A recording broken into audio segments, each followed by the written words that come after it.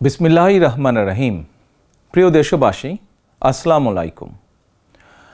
গণহত্যাকারী হাসিনার পলায়নের মধ্যে দিয়ে 15 বছরের ফ্যাসিবাদী শাসনের অবসানের পথ উন্মুক্ত হয়েছে। তাই দেশে জবাবদিহিমূলক গণতন্ত্র প্রতিষ্ঠার এখনই শ্রেষ্ঠ সময়। লাঞ্ছিত, বঞ্চিত, অধিকারহারা মানুষ একটি স্বাধীন, নিরাপদ এবং মর্যাদাকর জীবনের প্রত্যাশায় উন্মুখ হয়ে রয়েছেন। জনপ্রত্যাশা পূরণের জন্য একটি নিরাপদ এবং মানবিক বাংলাদেশ গড়ার এখনই শ্রেষ্ঠ সময়। ফ্যাসিবাদী শাসনের অবসান ঘটিয়ে দেশের গণতন্ত্র, মানবাধিকার, ভোটের অধিকার প্রতিষ্ঠার জন্য গত 15 বছর ধরে গণতান্ত্রিকামী মানুষ আন্দোলন সংগ্রাম অব্যাহত রেখেছিলেন। আন্দোলন করার সময়, আন্দোলনরত অবস্থায় এই সময় অসংখ্য মানুষ গুম হয়েছেন, অসংখ্য মানুষ হয়েছেন খুন, অপহৃত হয়েছেন বহু মানুষ, অনেকে চিরতরে হয়েছেন পঙ্গু। আন্দোলন সংগ্রামের ধারাবাহিকতায় শেষ পর্যন্ত ছাত্র জনতার ঐতিহাসিক গণ অভ্যুত্থানে গণহত্যাকারী হাসিনা দেশ ছেড়ে পালিয়ে যেতে বাধ্য হয়েছে। প্রিয় দেশবাসী, ঐতিহাসিক গণ অভ্যুত্থানের সাফল্য ও উদ্দেশ্য নস্যাৎ করে দিতে সুপরিকল্পিতভাবে চলছে ষড়যন্ত্র, এবং এই ষড়যন্ত্রের অংশ হিসাবেই একটি ধর্মীয় জনগোষ্ঠীর উপরে পরিকল্পিত হামলার ছক কষে দেশে একটি অস্থিতিশীলতার সৃষ্টির অপচেষ্টা চালানো হয়েছিল। তবে হাসিনা পতন আন্দোলনের পক্ষের শক্তি এবং অন্তর্বর্তী সরকারের সময়োচিত পদক্ষেপের কারণে বিতাড়িত অপশক্তির পরিস্থিতির অবনতি ঘটাতে ব্যর্থ হয়েছে। কিন্তু তারপরেও তাদের ষড়যন্ত্র থেমে নেই। কিন্তু গণ অভ্যুত্থানে চেতনা ও লক্ষ্য সুসংহত করতে হলে বিতাড়িত গণবিরোধী শক্তিকে আইনের মুখোমুখি করার পাশাপাশি জনগণের রাজনৈতিক এবং অর্থনৈতিক ক্ষমতায়ন অত্যন্ত জরুরি। জনগণের রাজনৈতিক ক্ষমতায়নের প্রধান হাতিয়ার হচ্ছে প্রতিটি নাগরিকের ভোট প্রয়োগের অধিকারকে নিশ্চিত করা যে কোনো মূল্যে। প্রিয় দেশবাসী, ক্ষমতার পরিবর্তন মানেই আমার কাছে শুধু রাষ্ট্র ক্ষমতার হাতবোতল নয়। ক্ষমতার পরিবর্তন মানে রাষ্ট্র এবং রাজনীতির গুণগত পরিবর্তন। জনগণের রাজনৈতিক এবং অর্থনৈতিক ক্ষমতায়ন নিশ্চিত করা না গেলে রাষ্ট্র এবং রাজনীতির কাঙ্ক্ষিত গুণগত পরিবর্তন সম্ভব নয়। কাঙ্ক্ষিত রাষ্ট্র সংস্কারে জনগণের আকাঙ্ক্ষা নিশ্চিত করতে হলে অবশ্যই গণতান্ত্রিক বিধি ব্যবস্থাকে টেকসই করতে হলে জনগণের ভোটে জনগণের কাছে জবাবদিহিমূলক সরকার প্রতিষ্ঠা করতেই হবে। বাংলাদেশের পক্ষে শক্তির কাছে, গণতান্ত্রিক শক্তির কাছে আমার বিনীত আহ্বান, আপনারা পরাজিত অপশক্তির পাতা ফাঁদে পা দেবেন না। ছাত্র জনতার গণ অভ্যুত্থানকে চূড়ান্ত সফলতায় নিতে হলে কেউ দখলদারিত্বে লিপ্ত হবেন না, দখলদারিত্বে সহায়তা করবেন না, কেউ দয়া করে দুর্বলের উপর আঘাত হানবেন না, কেউ দয়া করে নিজেদের হাতে আইন তুলে নেবেন না। প্রতিশোধ, প্রতিহিংসা নয়। আসুন কার্যকর রাষ্ট্র সংস্কার নিশ্চিত করতে তারুণ্যের কাঙ্ক্ষিত একটি বৈষম্যহীন গণতান্ত্রিক রাষ্ট্র নির্মাণ করতে আমরা প্রত্যেকেই যিনি যার অবস্থান থেকে আরও দায়িত্বশীলতার পরিচয় দেই।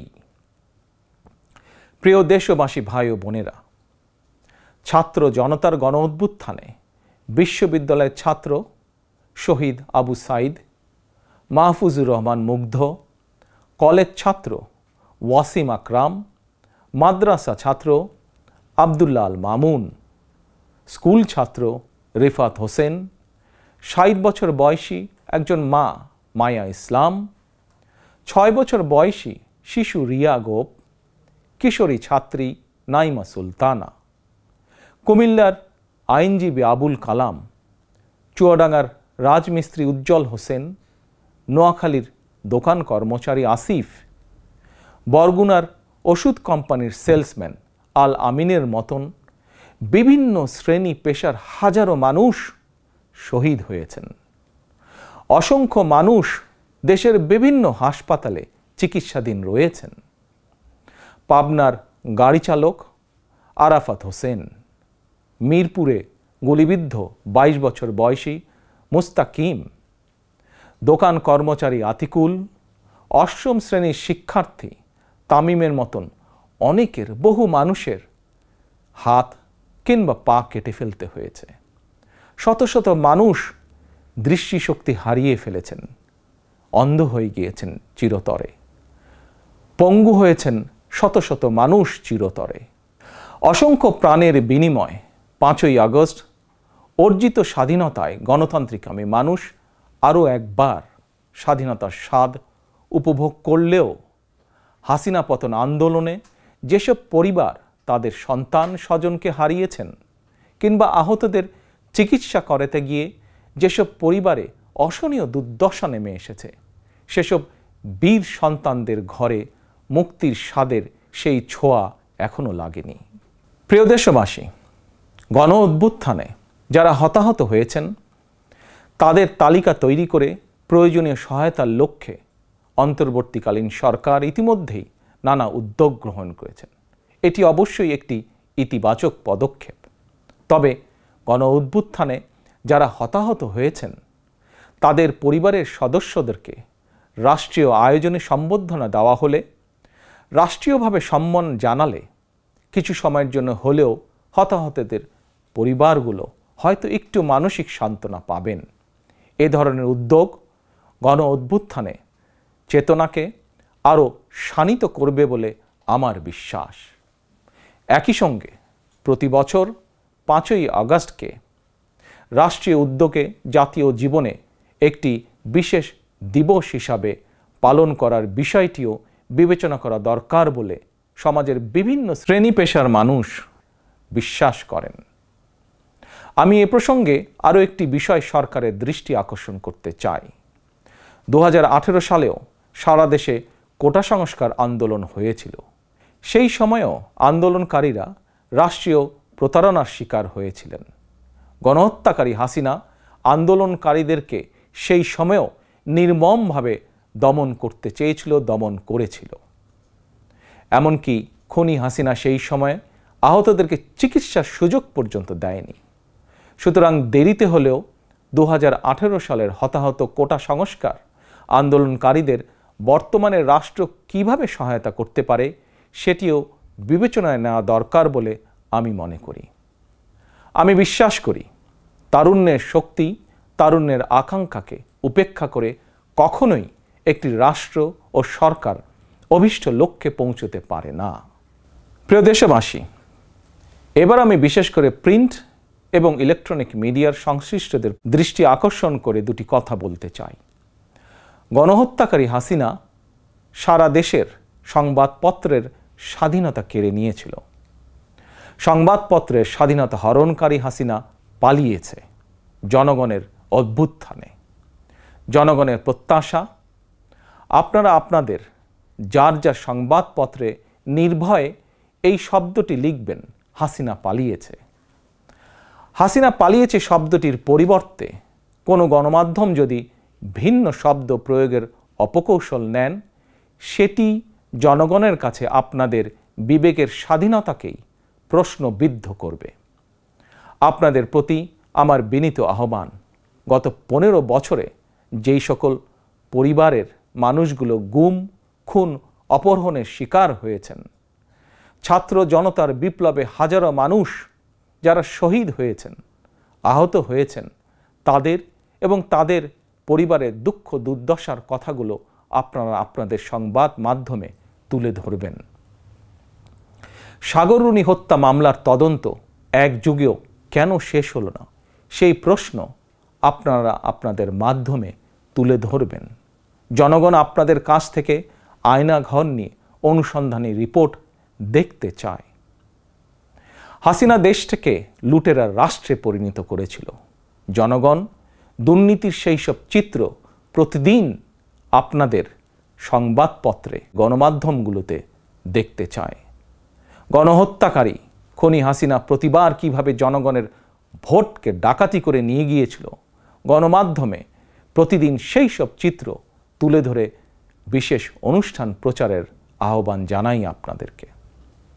গণমাধ্যমে হাসিনার অপকর্ম ফ্রেমবন্দি থাকলে ভবিষ্যতে আর কেউ হাসিনার মতন ভোট ডাকাতি, গণহত্যায় লিপ্ত হতে সাহস করবে না, যা বাংলাদেশের ভবিষ্যৎ গণতন্ত্রের ভিতকে মজবুত করবে এবং ক্ষমতাসীনদেরকে স্বৈরাচারী আচরণ থেকে বিরত থাকতেও বাধ্য করবে।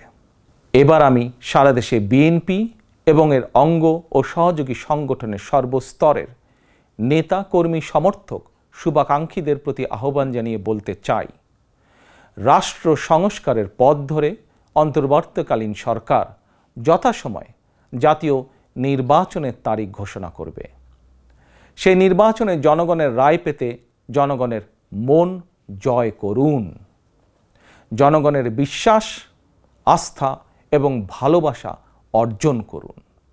জনগণের সুখে দুঃখে জনগণের সঙ্গে থাকুন, পাশে থাকুন, জনগণকে সঙ্গে রাখুন।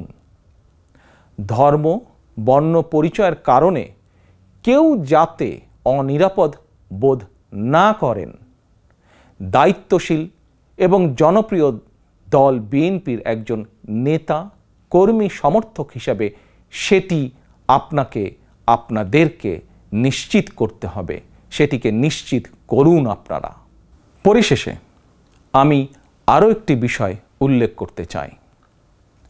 গণহত্যাকারী হাসিনা পতনের আন্দোলনে দেশে ছাত্র জনতার পাশাপাশি প্রবাসী বাংলাদেশিরাও বিশেষ অবদান রেখেছেন। দেশে যখন মত প্রকাশের স্বাধীনতা রুদ্ধ করে দেওয়া হয়েছিল, প্রবাসীদের মধ্যে একদল সাহসী মুখ প্রবাস থেকেই জনগণের সামনে হাসিনার দুঃশাসনের ইতিবৃত্ত তুলে ধরে গণ আন্দোলনে সামিল থেকেছেন। প্রবাসে থেকেই হাসিনা পতনের আন্দোলনের সঙ্গে একত্বতা প্রকাশ করতে গিয়ে কোনো প্রবাসী বাংলাদেশিকে প্রবাসে জেল জুলুম সইতে হয়েছে বা এখনও হচ্ছে। প্রবাসীদের অবদানকে কৃতজ্ঞতার সঙ্গে স্মরণ করে আমার আহ্বান, ছাত্র জনতার কাঙ্ক্ষিত একটি বৈষম্যহীন গণতান্ত্রিক বাংলাদেশ নির্মাণে অতীতের মতন ভবিষ্যতেও সংশ্লিষ্ট দেশের আইন মেনে সাধ্য মতন আপনারা আপনাদের যার যার অবস্থান থেকে ভূমিকা অব্যাহত রাখবেন। দেশে প্রবাসে সকলকে ধন্যবাদ জানিয়ে আমার বক্তব্য শেষ করছি। আল্লাহ হাফেজ। বাংলাদেশ জিন্দাবাদ। বাংলাদেশ জাতীয়তাবাদী দল জিন্দাবাদ।